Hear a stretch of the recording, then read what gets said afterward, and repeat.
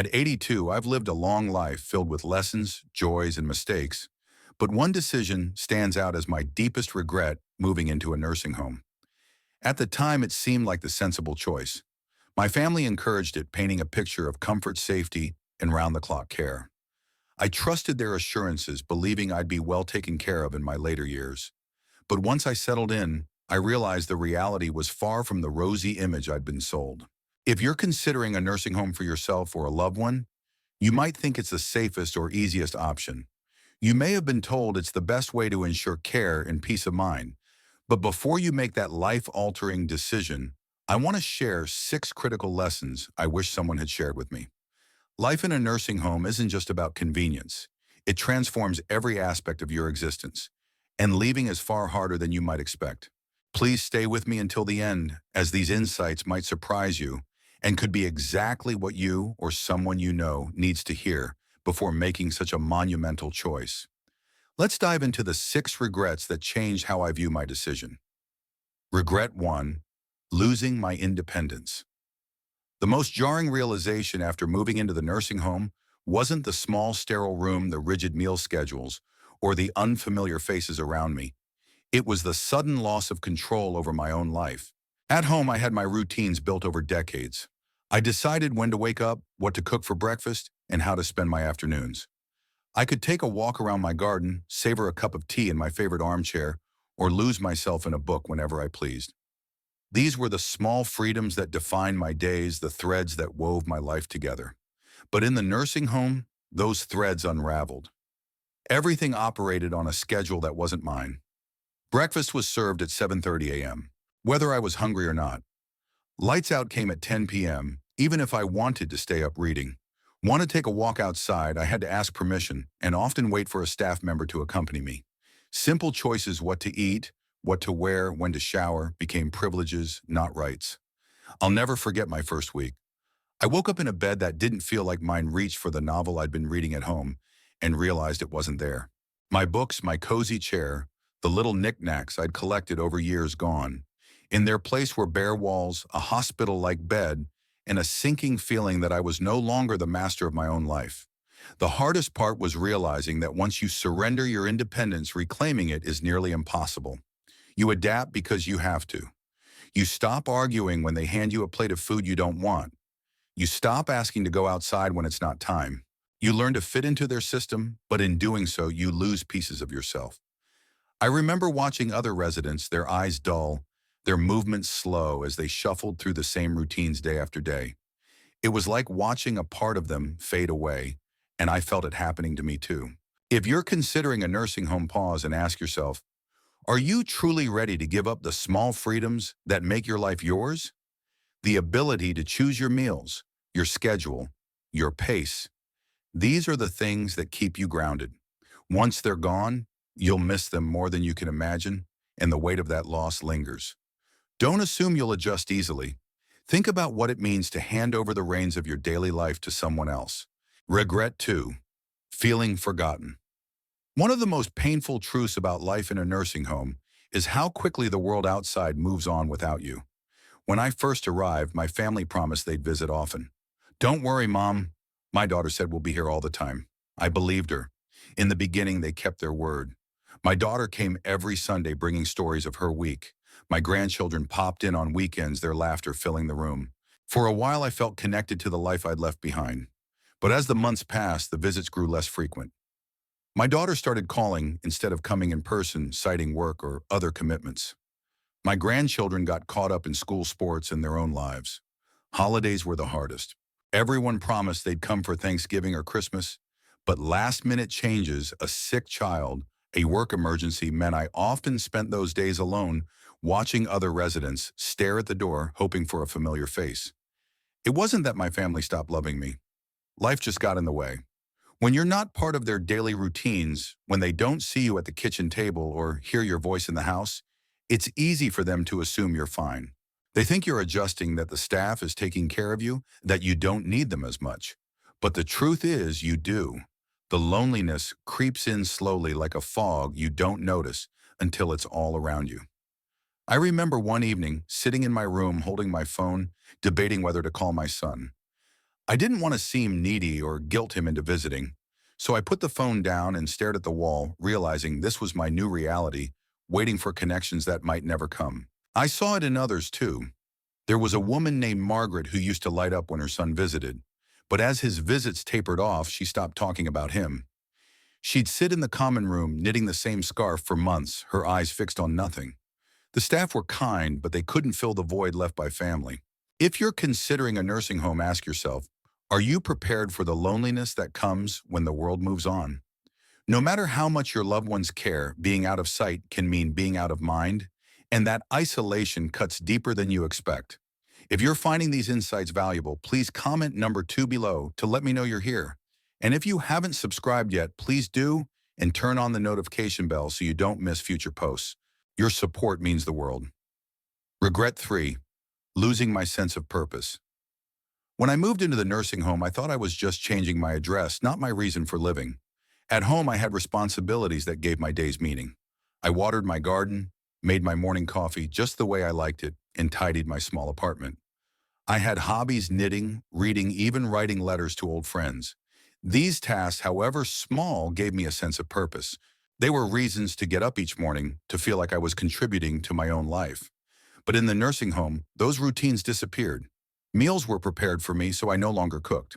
Cleaning was handled by staff, so I didn't tidy up. There were no plants to water, no letters to write, no small projects to fill my time. At first, I told myself it would be nice to relax, to be free of chores and responsibilities. But after a few weeks, I felt a void. The days stretched on, empty and repetitive, with nothing to do but wait for the next meal or activity. I saw the same emptiness in other residents. George, an 84-year-old former carpenter, used to spend his days in his garage building birdhouses or fixing furniture. His hands were always busy, his mind sharp with ideas. But in the nursing home, there were no tools, no projects, no reason for him to get up with purpose. I'd see him in the common room, his once strong hands resting idly in his lap. I feel useless, he told me one day, his voice heavy with resignation. I knew exactly what he meant. Without something to care for, to work toward, life starts to lose its spark. The mind slows, the body follows, and soon you're just another resident, passing time in a place where nothing seems to change. The nursing home offered activities, bingo, sing-alongs, the occasional craft session, but they felt like distractions, not purposes. I tried joining in, but it wasn't the same as tending to my garden or choosing my own projects. Purpose isn't just about filling time. It's about feeling like you matter, like your actions have meaning. If you're considering a nursing home, ask yourself, what gives your life meaning today? Your hobbies, your routines, the small things you do for yourself, are you ready to let them go? Because in a nursing home, finding purpose is a battle, and without it, you risk losing the spark that keeps you alive. Regret 4. Declining health faster than expected. Before moving into the nursing home, I was doing well for my age. I wasn't running marathons, but I could take care of myself. I cooked my own meals, walked to the corner store, and did light stretching each morning to keep my joints limber. Those routines kept me strong physically and mentally. But once I moved in, everything changed. Meals were brought to me, so I stopped cooking. Staff were available to help with tasks, so I moved less. At first, it felt like a luxury: no more standing over a hot stove, no more carrying groceries. But soon I noticed my legs felt stiffer. Getting up from a chair became harder. The muscles I'd worked to maintain were weakening, and it happened faster than I ever expected. I saw it in others too. Alice, an 81-year-old who arrived full of energy, loved her daily walks around the facility. She'd joke about staying young by keeping active. But after a few months, I noticed she wasn't walking as often. Then she started using a walker and soon after a wheelchair. I don't know when it happened, she told me, but I feel like I aged 10 years in 6 months. I felt the same. The more help we were given, the more we needed. In a place designed to make life easier, you stop using your body and it betrays you. The less you move, the faster you decline, and the cycle is hard to break. I wish I'd fought harder to stay active. There were exercise classes, but they felt optional, and it was easy to skip them when I was tired. If I'd known how quickly my strength would fade, I would have pushed myself to walk more, to stretch, to do anything to keep my body strong. If you're considering a nursing home, ask yourself, will you have the motivation to stay active when everything is done for you? Because once your body slows down, getting it back is harder than you think, and that decline can steal years from your life. If you're still reading, please comment number 4 below to let me know you're here. Your engagement inspires me to keep sharing. Regret 5. Losing privacy and dignity. I never realized how much I valued privacy until it was gone. At home, I had my own space. My bedroom door closed when I wanted solitude. My kitchen where I could make tea in peace. My quiet moments to think or pray. In the nursing home, privacy became a luxury I couldn't afford. Staff came in and out for room checks, medication reminders, or to help with daily tasks. Shared spaces meant I was rarely alone.